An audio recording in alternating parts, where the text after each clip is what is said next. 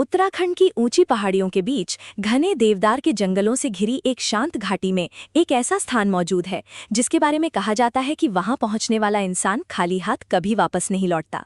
कुछ लोग वहां नौकरी मांगने गए और करोड़पति बनकर लौटे। कुछ लोग टूटे हुए रिश्तों को बचाने गए और उनकी जिंदगी बदल गई। कुछ लोग केवल जिज्ञासा में पहुंचे, लेकिन वापस लौटते समय उनकी आंखों में आंसू थे, क्योंकि उन्होंने वहां कुछ ऐसा महसूस किया था जिसे शब्दों में समझाना आसान नहीं। उस जगह का नाम है कैंची धाम, और इस धाम के केंद्र में है एक ऐसे संत जिनके बारे में कहा जाता है कि वे लोगों का अतीत और भविष्य दोनों देख लेते थे, जिन्हें दुनिया आज जानती है नीम करोली बाबा के नाम से। कई लोग उन्हें भगवान हनुमान का अवतार मानते हैं, कई उन्हें चमत्कारी संत कहते हैं और कई लोग उन्हें केवल महाराज जी कहकर याद करते हैं। लेकिन सवाल ये है, आखिर इस धाम में ऐसा क्या है कि दुनिया के सबसे बड़े बिजनेसमैन, फिल्म स्टार, नेता और लाखों आम लोग यहाँ खिंचे चले आते हैं? क्या सच में कैंची धाम लोगों की किस्मत बदल देता है? क्या यहाँ कोई अदृश्य शक्ति मौजूद है या फिर ये सब केवल आस्था का प्रभाव है? इस रहस्य को समझने के लिए हमें कई दशक पीछे जाना होगा। उस समय जब भारत अंग्रेजों की गुलामी से धीरे धीरे बाहर निकल रहा था और उत्तर भारत के गांवों में संतों और सिद्ध पुरुषों की कहानियां लोगों की जिंदगी का हिस्सा हुआ करती थीं। उसी दौर में उत्तर प्रदेश के एक छोटे से गांव में एक बच्चे का जन्म हुआ। कहा जाता है कि जन्म के कुछ समय बाद ही उस बच्चे की आंखों में अजीब शांति दिखाई देती थी। वो बाकी बच्चों की तरह खेलता कम था और घंटों मंदिरों में बैठा रहता था। उस बच्चे का नाम रखा गया लक्ष्मण दास शर्मा। आगे चलकर यही बालक पूरी दुनिया में नीम करोली बाबा के नाम से प्रसिद्ध हुआ। बचपन से ही उनके भीतर अध्यात्म के प्रति गहरा आकर्षण था। गांव के लोग कहते थे कि ये बच्चा सामान्य नहीं है। कई बार वो ऐसी बातें कह देता था जो बाद में सच साबित हो जाती थीं। कहा जाता है कि मात्र 11 वर्ष की उम्र में ही उन्होंने घर छोड़ दिया था। वे साधुओं के साथ घूमने लगे, अलग अलग आश्रमों और तीर्थों में रहने लगे। भारत के उत्तर से दक्षिण तक उन्होंने वर्षों तक यात्रा की। कभी हिमालय की गुफाओं में ध्यान किया, कभी किसी छोटे मंदिर में रात बिताई और कभी महीनों तक मौन रहकर साधना करते रहे। उनके जीवन से जुड़ी सबसे प्रसिद्ध घटना एक ट्रेन से जुड़ी हुई है। ये घटना उस समय की है जब भारत में भाप से चलने वाली ट्रेनें हुआ करती थीं। बताया जाता है कि एक दिन बाबा प्रथम श्रेणी के डिब्बे में बैठे थे, लेकिन उनके पास टिकट नहीं था। टिकट चेकर ने उन्हें नीचे उतार दिया। स्टेशन छोटा था, आसपास जंगल और खेत थे। बाबा शांत होकर प्लेटफॉर्म पर बैठ गए। कुछ ही मिनट बाद ट्रेन चलाने की कोशिश की गई। इंजन पूरी ताकत से सीटी मार रहा था, धुआं निकल रहा था, लेकिन ट्रेन अपनी जगह से हिली तक नहीं। मशीन की जांच हुई, इंजीनियर बुलाए गए, सब कुछ सही था। फिर किसी यात्री ने कहा, जो साधु को उतारा गया है शायद वही कारण है। रेलवे अधिकारियों ने पहले इस बात को मजाक समझा, लेकिन जब घंटों कोशिश के बाद भी ट्रेन नहीं चली तो उन्होंने बाबा से वापस ट्रेन में बैठने की प्रार्थना की। कहा जाता है कि जैसे ही बाबा दोबारा डिब्बे में बैठे, ट्रेन तुरंत चल पड़ी। ये घटना जंगल की आग की तरह फैल गई। लोगों ने कहना शुरू कर दिया कि ये कोई साधारण संत नहीं है। इसी घटना के बाद जिस स्थान पर ट्रेन रुकी थी वहां आगे चलकर एक स्टेशन बनाया गया, जिसे लोग आज भी बाबा से जोड़कर देखते हैं। लेकिन बाबा को कैसे थी में कभी रुचि नहीं थी।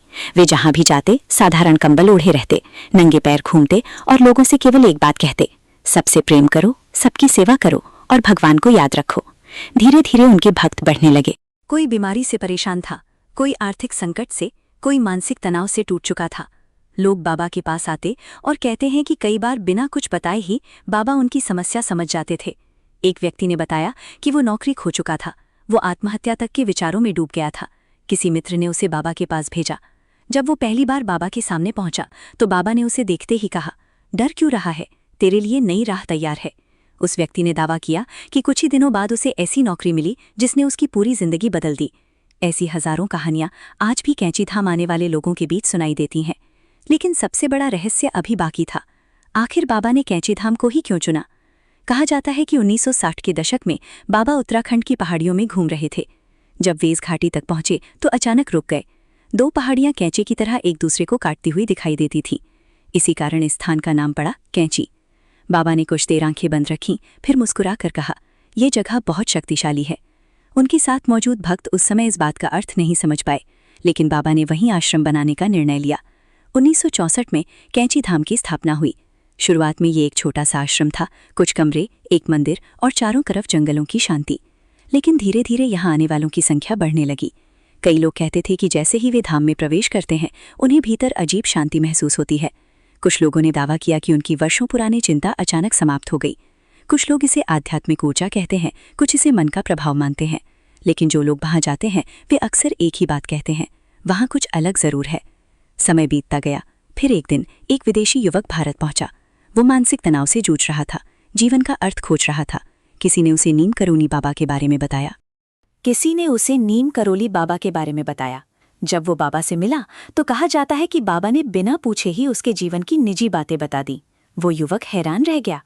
आगे चलकर वही युवक पश्चिमी दुनिया में बाबा के सबसे प्रसिद्ध शिष्यों में से एक बना।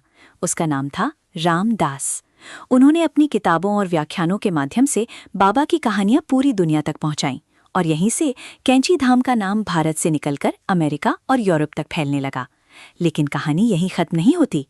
कहा जाता है कि वर्षों बाद दुनिया की सबसे बड़ी टेक कंपनियों से जुड़े लोग भी इस धाम तक पहुंचे। उनमें से एक नाम ऐसा है जिसे पूरी दुनिया जानती है। एक युवा लड़का जो अपने जीवन में दिशा खोज रहा था, जो भीतर से खालीपन महसूस कर रहा था और जो आगे चलकर टेक्नोलॉजी की दुनिया बदलने वाला था। उसका नाम था स्टीव जॉब्स। कहा जाता है कि 1970 के दशक में वो भारत आया और बाबा के आश्रम तक पहुंचा। हालांकि तब तक बाबा शरीर छोड़ चुके थे, लेकिन आश्रम की शांति और वहां का वातावरण उसके मन पर गहरा प्रभाव छोड़ गया। बाद में मार्क ज़करबर्ग ने भी बताया कि जब फेसबुक कठिन दौर से गुजर रही थी, तब स्टीव जॉब्स ने उन्हें भारत जाकर कैंची धाम जाने की सलाह दी थी। यही कारण है कि आज लाखों लोग इस धाम को केवल धार्मिक स्थल नहीं बल्कि जीवन बदलने वाली जगह मानते हैं। लेकिन क्या सच में यहाँ चमत्कार होते हैं?